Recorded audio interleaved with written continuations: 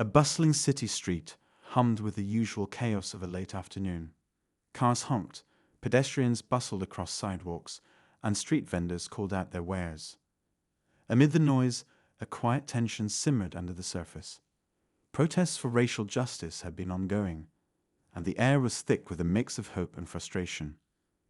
People wanted change, but the road to it was anything but smooth. On this particular day, a peaceful march was underway, a diverse crowd of people holding signs and chanting for equality. The mood was calm, but the presence of a police line nearby was a stark reminder that such gatherings could quickly take a turn. Among the crowd stood James, a middle-aged black man with a commanding presence. He wasn't just another face in the march. Dressed in plain clothes, he carried himself with a quiet dignity that drew attention, though few knew who he truly was. James had seen a lot in his lifetime. He was a decorated U.S. Air Force general, a man who had dedicated decades of his life to serving his country with honor and distinction. Yet here he was, marching for something as fundamental as equality, a cause he believed in deeply. He had faced battles on foreign soil, but the battle for justice and fairness in his own country hit closer to home. As the crowd chanted and moved forward, James found himself reflecting on his journey. The Air Force had taught him discipline and resilience, but it was his personal experiences as a black man in America that had given him the deepest lessons in patience and perseverance. He believed in the ideals of the nation he served, but he also knew they were ideals not yet fully realized. Suddenly, a commotion near the police lines snapped him out of his thoughts. A young protester had stepped forward, holding up a sign that read, "Asterisk, we deserve justice too." Asterisk, the interaction escalated quickly. An officer shouted for the crowd to disperse, his tone sharp and authoritative. The tension in the air thickened, and the once calm march began to unravel. James moved closer, not out of fear or anger, but because he felt a responsibility to witness and, if necessary, to help de-escalate. Before he could reach the front, a different officer, a younger white cop with a rigid posture, stepped forward. His hand was already on a canister of tear gas, his body language tense. He looked nervous, his eyes darting between the protesters like he was waiting for an excuse to act. The officer shouted again, this time directly at James, though he wasn't doing anything but standing there. "Back off. Move away." The young cop's voice cracked slightly, betraying his own unease. James raised his hands in a calm gesture, his deep, steady voice cutting through the noise. "Officer," he said, "I'm not here to cause trouble. Let's keep this peaceful." But the cop didn't hear him, or didn't want to. In the heat of the moment, fueled by adrenaline and perhaps his own biases, he reached for his tear gas canister. James barely had time to react before the sharp hiss of the spray filled the air, and the stinging mist hit him directly in the face. Chaos erupted. Protesters shouted in disbelief, some rushing to James' aid, while others tried to document the incident with their phones. James staggered backward, his eyes burning and his vision blurred. For a moment, he was just another black man treated unjustly in a situation that didn't call for force. The uniform he'd once worn, the stars he'd earned, the service he'd given, it all seemed to vanish in the eyes of that officer. As James stumbled, his hands instinctively flew to his face, trying to wipe away the sting of the tear gas. The searing pain in his eyes blurred his vision, but it couldn't block out the chaos erupting around him. Voices clamored, sharp and indignant. Someone shouted, "He didn't even do anything," while another yelled, "This is exactly what we're fighting against." Phones were raised high, capturing every second, the crowd now united in their shock and anger. A young woman rushed to James, her scarf wrapped tightly around her face as she guided him away from the worst of the fumes. "Sir, come this way," she urged, her voice trembling but determined. "We'll get you some water." James nodded, his silence masking the storm of thoughts racing through his mind. He allowed himself to be led to the edge of the crowd, where others were already gathering supplies, bottles of water, baking soda mixtures, anything that might help ease the burning. As someone poured water over his face, James struggled to regain his composure. This wasn't the first time he'd faced adversity. Over the years, he had learned to endure moments like this with dignity. But today felt different. It wasn't just about him. It was about the crowd of people now shouting his name, rallying around him. They didn't know who he was, not yet, but they saw him as a symbol of the injustice they were fighting against. The officer who had sprayed the gas stood frozen, the canister still in his hand. His expression wavered between confusion and defiance as he watched the scene unfold. Another officer approached him, whispering something in his ear, and for a moment, the young cop looked almost scared. It wasn't clear whether he feared the consequences of his actions or the rising anger of the crowd. Meanwhile, James began to speak, his voice hoarse but steady. "I'm fine," he said, though the sting in his eyes and throat suggested otherwise. "This isn't about me. This is about all of us." His words carried weight, and the people around him quieted, their attention fixed on the man who, despite his pain, stood tall and unwavering. In the distance, the sound of police radios crackled, a reminder that reinforcements might arrive at any moment. Tensions were high, and it wouldn't take much for the situation to spiral further out of control. James knew he had to tread carefully. He wasn't just a protester caught in the crossfire. He was a leader, even if the crowd didn't know it yet. As the water helped clear his vision, James caught a glimpse of the young officer who had attacked him. Their eyes met, if only for a second, and James saw something he hadn't expected: uncertainty. It was fleeting, quickly replaced by a hardened stare, but it was enough to make James wonder. Was this cop just a product of his environment, or was there something deeper driving his actions? James didn't have time to dwell on it.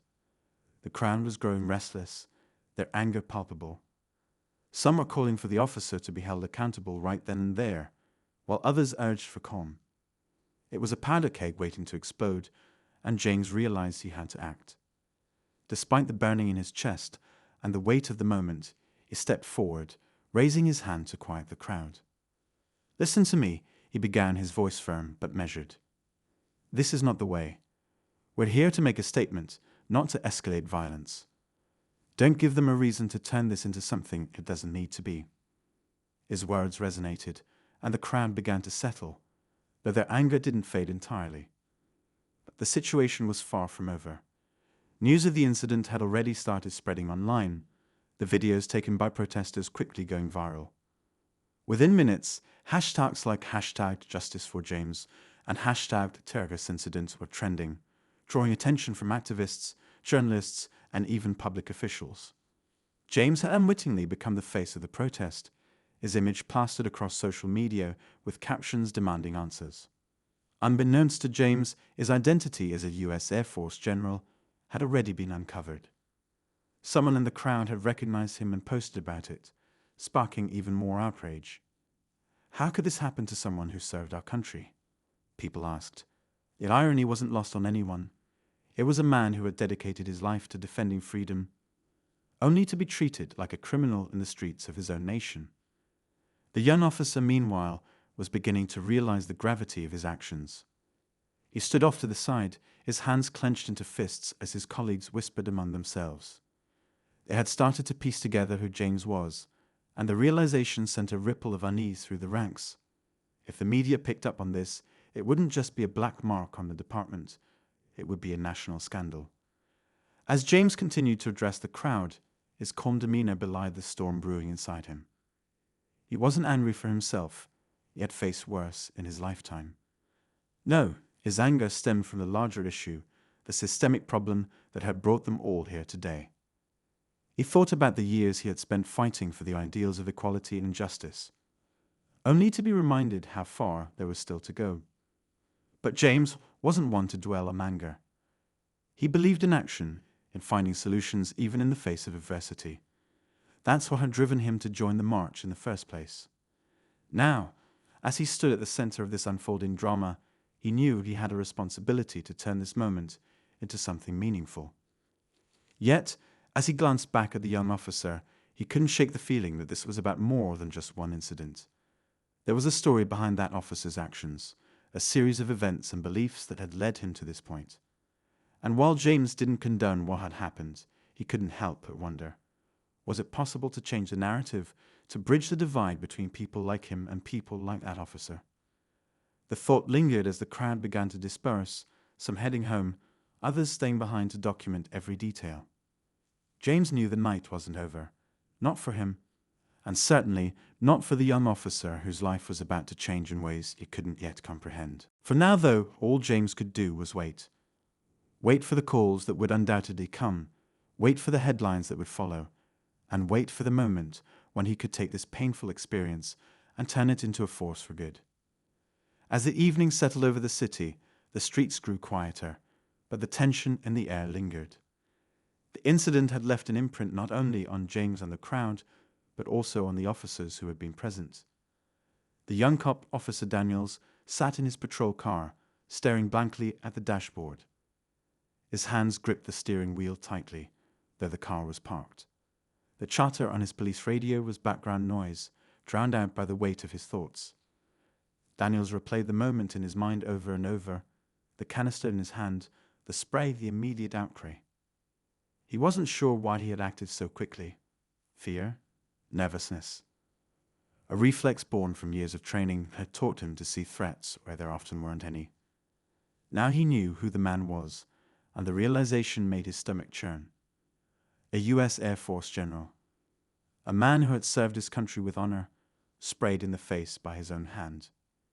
He glanced at his phone, where news articles were beginning to surface, some even featuring his blurred-out image. The backlash was swift. Social media was ablaze with outrage, and Daniels knew this was bigger than him now. It wasn't just his mistake, it was a symbol of everything wrong with the system he was part of. But what could he do? He was just one officer, a cog in a machine far larger than himself. Meanwhile, James sat at home, his eyes still red and irritated, but his focus unwavering. He had spent the past few hours fielding calls from friends, fellow veterans, and even a few reporters. Everyone wanted to know how he was doing, what he planned to do next. James appreciated the concern, but he was tired. He wasn't just physically drained, he was emotionally spent. The weight of what had happened, and what it represented, pressed heavily on him. He turned on the television, flipping through channels until he landed on a news segment covering the protest. They were showing the footage now, the moment that the tear gas was deployed, slowed down for dramatic effect. James watched himself recoil, saw the panic and anger in the crowd's faces. It was surreal, like watching someone else's life unfold on the screen. But it was his life, his reality, and now it was a flashpoint in a national conversation. James thought about calling his longtime friend and mentor, Colonel Patterson. Patterson had always been a steady voice of reason, someone who understood the complexities of both military service and civilian life. After a few rings, the familiar voice answered, warm but concerned. "James," Patterson said, "I've been watching the news. Are you okay?" "I'm fine," James replied, though his voice carried the weight of someone who was anything but fine. Physically, at least. It's everything else that's complicated. Patterson sighed. "I saw what they did to you. It's unacceptable, but it's not surprising, is it?" "No," James admitted. "It's not. But that doesn't make it any easier to stomach." The two men talked for a while, their conversation weaving between the personal and the political. Patterson reminded James of the importance of using his voice, of taking this moment and turning it into a platform for change. James knew he was right, but he also knew it wouldn't be easy. Change never was. Back at the police station, Daniels sat in a dimly lit break room, his colleagues avoiding eye contact with him. Word had spread quickly, and though no one said it outright, he could feel their judgment. The commanding officer called him into an office where a stack of paperwork awaited him. Suspension pending investigation. That's what they said. Daniels nodded silently, taking the papers without argument. As he left the station, Daniels felt a pang of something he hadn't expected. Guilt. Not the defensive kind, the kind that tries to justify actions or shift blame. This was raw, unfiltered guilt. He hadn't just made a mistake, he had wronged someone who deserved better. Deep down, he knew he couldn't just let it go. The following morning, Daniels found himself standing outside a modest home on a quiet street. James' address wasn't hard to find. It had been shared in one of the many news stories circulating online. Daniels hesitated, his hand hovering over the doorbell. What was he even doing here? What could he possibly say that would make a difference? Before he could second-guess himself any further, the door opened. James stood there, his expression unreadable. For a moment, the two men just looked at each other, the weight of everything that had happened hanging in the air between them. Finally, James spoke. "Can I help you?" he asked, his tone calm but firm. Daniels cleared his throat, his words stumbling out awkwardly. I just wanted to say I'm sorry. For what I did. For everything." James raised an eyebrow, his gaze steady. He wasn't sure what he had expected, but it certainly wasn't this. "Why are you really here?" he asked. "I don't know," Daniels admitted. "Maybe to apologize. Maybe to understand. Maybe because I couldn't live with myself if I didn't try to make it right." James considered this for a moment before stepping aside. "Come in," he said. As Daniels entered the house, the atmosphere was heavy with unspoken tension. They sat across from each other in the living room, the silence stretching uncomfortably. Finally, James broke it. "Why did you spray me?" he asked, his voice measured but pointed. "I wasn't a threat. I wasn't even close to the front line." Daniels struggled to find the words. I don't know what I thought," he admitted. "I was scared. I reacted without thinking, and now I have to live with that." James studied him, searching for sincerity in his words. He saw a young man who was clearly out of his depth, someone who had been thrust into a system that encouraged reaction over reflection. It didn't excuse what had happened, but gave James a glimpse into the complexities of the situation. The conversation stretched late into the evening, the two men exchanging stories and perspectives. Daniels spoke about his upbringing, about how joining the police force was supposed to be about helping people, not hurting them. James shared his experiences in the military, about the challenges of being a black man in a system that didn't always value him equally. By the time Daniels left, the tension hadn't entirely lifted, but something had shifted. There was no resolution, no neat ending to tie everything together. But there was the beginning of an understanding, however fragile. And sometimes, James thought, that was enough to start with. The days following the unexpected meeting between James and Daniels were anything but calm. The incident had taken on a life of its own, spreading beyond the city and into the national conversation. News channels debated the deeper issues it symbolized, while social media remained a boiling pot of outrage, hope, and endless speculation. Both James and Daniels found themselves at the center of a story that neither of them fully controlled, each grappling with the weight of the roles they now played. For James, the attention brought with it a mix of emotions. On one hand, he appreciated the chance to shed light on the systemic injustices he and countless others had endured. On the other hand, he resented being thrust into the spotlight for something he hadn't chosen. His phone was constantly ringing, journalists and activists eager for interviews or quotes. Some painted him as a hero, while others questioned his motives. The truth, James thought, was far simpler. He wasn't looking for fame or glory, he just wanted change. Daniels, meanwhile, was in freefall. Suspended from duty, he spent his days pacing his small apartment, checking his phone obsessively as the world dissected his actions. Some defended him, arguing that he had been under pressure and made a split-second decision. But many more condemned him, calling for his badge, his livelihood, and even his freedom. Every comment felt like a stone thrown in his direction, and he didn't know how to shield himself. Despite their vastly different circumstances, both men felt the same growing sense of unease. They had started something neither of them could stop, a chain reaction that was now hurtling toward an uncertain conclusion. As the media storm raged on, plans for a larger protest began to take shape. Organized by a coalition of activists and community leaders, it was set to take place in the same spot where the original march had unfolded. This time, however, the stakes were higher. Thousands were expected to attend, and the event was being framed as a pivotal moment in the fight for justice. James had been invited to speak, but he hesitated. The idea of standing in front of such a massive crowd made him uneasy. It wasn't the public speaking that concerned him. Years in the military had given him plenty of experience with that. It was the weight of their expectations. People wanted him to be a symbol, a rallying point for their anger and their hope. But James knew symbols were dangerous. They could inspire, yes, but they could also be used and twisted, their humanity stripped away. Still, James felt an obligation. He knew the protest would go on with or without him, and he wanted to ensure that its message remained clear and focused. After much deliberation, he agreed to speak, though he kept his decision quiet for now. He spent hours crafting his words, poring over every sentence to ensure it struck the right balance between passion and pragmatism. Unbeknownst to James, Daniels was also wrestling with a decision. He had been invited to the protest, not officially, but through an anonymous message that appeared in his inbox one morning. It was brief and to the point. Come and see what this is really about.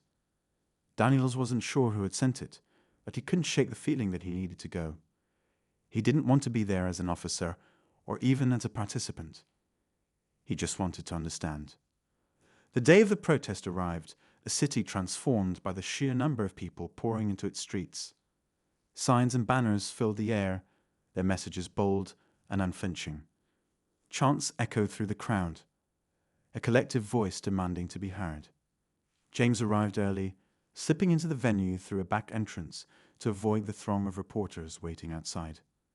As he stood backstage, James felt the familiar adrenaline of preparing for a mission. His years in the military had taught him to stay calm under pressure, but this was a different kind of battle. There were no clear enemies, no defined objectives. Just a sea of faces, each one carrying its own story, its own pain, its own hope. Outside, Daniels moved through the crowd, his face obscured by a plain baseball cap and sunglasses.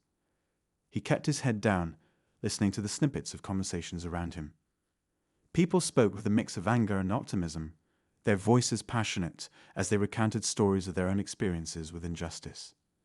Daniels felt like an intruder, an outsider who didn't belong. But he also felt a stirring of something he couldn't quite name, a sense that he was exactly where he needed to be. The atmosphere grew electric as the time for James' speech approached. The crowd pressed closer to the stage, their cheers and chants swelling in anticipation. James took a deep breath, the weight of the moment settling on his shoulders. He stepped forward, the bright lights and sea of faces momentarily disorienting. But as he began to speak, the words came easily, flowing from a place of deep conviction. He spoke of his journey, of his love for a country that hadn't always loved him back. He spoke of the ideals he had fought for in the military, the belief that justice and equality weren't just words but principles worth defending. And he spoke of the incident that had brought them all here, framing it not as a singular act of wrongdoing, but as a symptom of a larger, more pervasive problem. The crowd hung on his every word, their energy feeding into his own. James felt a sense of connection, a bond that transcended their individual differences. For the first time in days, he felt a glimmer of hope. But then, as he neared the end of his speech, a commotion erupted at the edge of the crowd. Shouts and screams pierced the air, and people began to scatter. James froze, his eyes scanning the chaos for a sign of what was happening. A figure emerged from the crowd, pushing through the throng with a determined stride. It was Daniels. James' heart raced as their eyes met, the tension between them palpable even at a distance. The crowd noticed him too, their whispers spreading like wildfire. Some recognized him, their expressions shifting to anger and disbelief. James gripped the edge of the podium, unsure of what was about to unfold. Daniels stopped a few feet away, his hands raised in a gesture of surrender. The crowd rolled with conflicting emotions, their shouts blending into a cacophony of demands and accusations. James could feel the moment teetering on the edge, a delicate balance that could tip into chaos at any second. Daniels took a step closer, his voice cutting through the noise. "Let me speak," he said, his words shaking but resolute. James stared at him, the weight of the decision pressing down on him like never before. The crowd's energy was volatile, and the wrong move could ignite a fire he couldn't put out. Yet, in Daniel's eyes, James saw something that gave him pause, a vulnerability, a sincerity that couldn't be faked. The moment stretched endlessly, the entire crowd holding its breath as they waited to see what James would do. James stood at the podium, the roar of the crowd echoing in his ears. Every instinct told him to tread carefully. The atmosphere was charged, teetering on the edge of control, and the decision he made now could either diffuse the tension or send it spiraling. He looked at Daniels, standing there with his hands raised, vulnerable and exposed. For a fleeting moment, James saw something unexpected, a glimmer of humanity. He raised his hand, gesturing for the crowd to quiet down. The noise subsided into a tense murmur, thousands of eyes shifting between James and Daniels. The air felt heavy, like the calm before a storm. James leaned toward the microphone, his voice steady but firm. "Let him speak," he said, his words slicing through the tension like a blade. A ripple of shock moved through the crowd. Some clapped hesitantly, others muttered in disbelief, but all eyes remained fixed on the scene unfolding. Daniels stepped forward slowly, his movements deliberate, as if he were walking a tightrope. The microphone seemed impossibly far away, every step amplifying the weight of his decision to be here. When he finally reached the podium, Daniels hesitated, his hand brushing the microphone nervously. He glanced at James, who gave him a slight nod of encouragement. Daniels took a deep breath, his voice faltering as he began to speak. "I know I don't deserve to stand here," he said, his words raw and unpolished. "I know I've become the face of something much bigger than myself, and I know that what I did was wrong." He paused, his eyes scanning the crowd. The faces staring back at him were a mix of anger, skepticism, and cautious curiosity. "I came here because I needed to face you, to face the consequences of my actions, and because I needed to understand." The crowd was silent now, hanging on every word. Daniel's voice grew stronger as he continued. He spoke of his upbringing, of how he'd grown up in a small town, where the world seemed simple and the lines between right and wrong were clear. He talked about joining the police force, about how he believed he could make a difference. But as he climbed higher in rank, he realized the system was more complex and more flawed than he had ever imagined. Daniel's voice cracked as he recounted the moment he had sprayed James with tear gas. "I didn't see a man that day," he admitted. "I saw a threat. And that's my failure, not just as a police officer, but as a human being." The crowd stirred, murmurs rippling through the sea of people. Some nodded in grudging acknowledgement of his honesty, while others crossed their arms, unconvinced. Daniels looked back at James, his eyes pleading for understanding. But before either of them could say another word, a sudden commotion erupted near the back of the crowd. James turned his head sharply, his instincts kicking in. A group of individuals, faces partially covered, was making its way toward the stage, pushing through the crowd with alarming urgency. They carried signs that were different from the others, angrier, more confrontational. The energy shifted instantly, the collective mood turning from tense to volatile. James grabbed the microphone, his voice cutting through the growing chaos. "Everyone stay calm," he shouted, but his words seemed lost in the escalating noise. The group reached the edge of the stage, their shouts mingling with the crowd's confusion. One of them climbed onto the platform, pointing directly at Daniels. "You don't belong here," the man shouted, his voice filled with venom. "You think a few words can undo what you've done." Daniels stepped back instinctively, his hands raised again. James moved to intervene, his presence commanding enough to pause the intruder's advance. "This isn't how we do things," James said firmly. "If we're here for justice, we have to act with it too." The man hesitated, his anger clashing with James' unwavering composure. But before he could respond, another voice rang out, this one amplified through a bullhorn from the edge of the crowd. "This protest is over. Disperse immediately." James froze. He recognized the voice. It was from law enforcement. The police were moving in, their presence growing visibly larger as officers formed a line on the periphery of the gathering. The crowd reacted instantly, panic spreading like wildfire. People pushed and stumbled, their fear palpable as the officers advanced. James grabbed the microphone again, his voice rising above the chaos. Stay together. Don't let fear take over. But it was too late. The fragile unity of the protest began to splinter as people rushed to avoid confrontation. Daniels turned to James, his expression a mix of panic and determination. We have to do something, he said, his voice urgent. James nodded, his mind racing. He stepped forward, holding the microphone tightly. This is not a fight. He bellowed, his voice carrying over the confusion. We are here to stand for peace, for justice, not to create more chaos. The crowd began to slow, James' words cutting through the rising panic. But the officers continued their advance, their shields and batons a stark reminder of the force they carried. Daniels stepped up beside James, his presence surprising even himself. Facing the crowd, Daniels took the microphone. Listen to him, he shouted. This isn't what you came here for. Don't let this turn into something it's not. The unlikely image of James and Daniels standing side by side sent a ripple of shock through the crowd.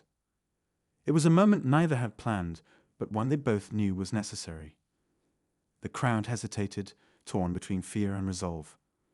But the officers showed no sign of stopping, their formation tightening as they moved closer. James glanced at Daniels, their eyes locking for a brief second. If we don't hold this line, James said quietly, everything we fought for will be lost. Daniels nodded, his resolve hardening. Together, they stepped forward, placing themselves between the crowd and the advancing officers. The tension reached its peak, the air thick with the weight of the moment. All eyes were on James and Daniels now, the crowd waiting to see what would happen next. The officers slowed, their formation faltering slightly as they took in the scene before them. For the first time, it seemed like the tide might turn. But no one knew which way. The scene felt frozen in time. James and Daniels stood shoulder to shoulder, their shared presence an unspoken message to both the crowd and the officers. The protesters' chants had faded into a tense hush, their collective energy caught in the balance of what would happen next. The advancing officers hesitated, their polished boots scraping the asphalt as their line faltered. It was clear they hadn't expected this.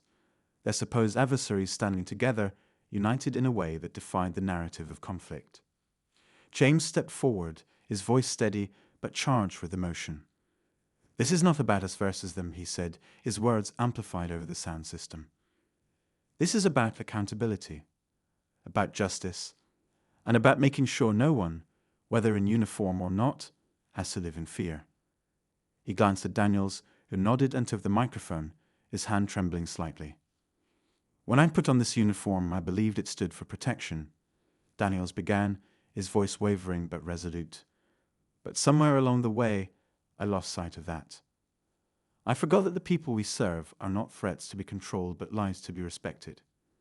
That man beside me reminded me of that. He gestured toward James, the weight of his words hanging heavy in the charged air. And I am here to say I was wrong. I accept the consequences of my actions, but I also believe we can do better, together. The crowd remained silent, their faces etched with a mixture of disbelief, hope, and lingering anger. Then slowly, applause began to ripple through the mass of people. It started small but grew, swelling into a wave of approval that seemed to wash over the tension. The officers, too, appeared affected by the scene before them. Some lowered their shields, their postures softening. But just as it seemed the moment might resolve peacefully, a loud crack shattered the air. The sound reverberated through the crowd, and for a split second, no one could determine its source. James instinctively moved to shield Daniels, scanning the crowd for signs of danger. Chaos threatened to erupt again, people pushing and shouting in renewed panic. From the stage, James spotted a lone figure in the distance, perched on a rooftop overlooking the protest. The figure's silhouette was unmistakable, a sniper. The glint of a rifle barrel caught the sunlight, sending a chill through James. He knew the sound hadn't been an accidental noise. It had been a warning shot, a signal that someone was ready to escalate the situation in the worst possible way. James grabbed the microphone again, his voice urgent. Everyone, get down. Stay calm and take cover. The crowd reacted instantly, dropping to their knees or lying flat on the ground. The officers looked to their commanders, confusion and uncertainty breaking their ranks. Daniels, too, saw the figure and immediately understood the danger. His heart pounded as he scanned the scene for any way to de-escalate the situation. He turned to James. "We can't let this turn into a bloodbath." James nodded, his mind racing. He knew they had to act quickly but carefully. "I'll distract them," he said quietly. "You try to get the officers to help clear the crowd. If we can defuse this without violence, we still have a chance." Before Daniels could respond, James stepped to the edge of the stage, raising his hands high in a visible gesture of calm. He called out to the figure on the rooftop. "You don't have to do this. If your goal is justice, then stand with us. Violence won't solve anything." The figure didn't respond, but their aim remained steady, trained on the stage. James held his ground, his heart hammering in his chest. He had faced danger countless times in his military career, but this was different. Here, he wasn't fighting an enemy, he was trying to stop one from emerging. Meanwhile, Daniels moved through the crowd, shouting orders to both the protesters and the officers. "Keep everyone down. No sudden movements." He approached the officer's commanding officer, pleading for their cooperation. "This isn't the time for division. Help us get these people to safety." The commander hesitated but eventually nodded. "Let's secure the perimeter," he barked to his officers. Slowly, the line of police began working with the protesters, guiding them towards safety and away from the open streets. Back on the stage, James continued to engage with the figure on the rooftop. He spoke of the lives that would be changed forever by a single act of violence, of the opportunity they had to make this moment one of unity instead of destruction. For a long, agonizing minute, the figure didn't move. Then finally, the rifle lowered, the tension breaking like a snapped wire. The crowd began to stir as the immediate danger passed, relief mixing with exhaustion. James and Daniels remained on the stage, watching as the protests slowly began to disperse under the guidance of the officers. It was far from a perfect resolution, but it was one that avoided tragedy. As the last of the protesters filtered away, Daniels turned to James, his face a mixture of gratitude and guilt. "You didn't have to stand up for me," he said quietly, "but you did, and I won't forget it." James met his gaze, his expression thoughtful. "We're all part of this system, Daniels. If we're going to change it, we have to start by changing ourselves." In the days that followed, the story dominated headlines, not for the violence that could have been, but for the unity that ultimately prevailed. James and Daniels became unlikely symbols of the complex but necessary path toward reconciliation. And though the journey was far from over, they had shown that even the most entrenched divides could be bridged, if only for a moment.